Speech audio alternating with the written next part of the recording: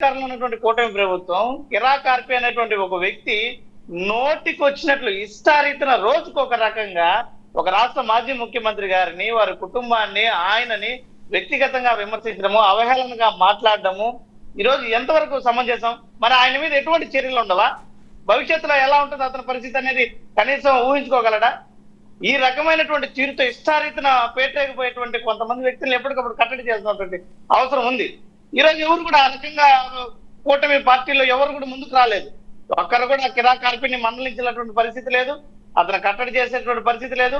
రోజు రోజుకి ఒక రకంగా ఇష్టారీతిన పేటరేగిపోతున్నాడు అతను అసభ్య పదజాలం కానీ మాటలు చాలా అశ్లీలకరమైనటువంటి మాటలు మాట్లాడుతూ అతి జుగుత్సాకర రీతిలో అతని విధానము, అతని హావభావాలు, అతను రెచ్చగొట్టేటువంటి ధోరణి ఇవన్నీ కూడా చాలా విపరీతమైనటువంటి పోకడలు. కాబట్టి కొంతమంది ఇలాంటి వ్యక్తులు ఉంటారు, దాన్ని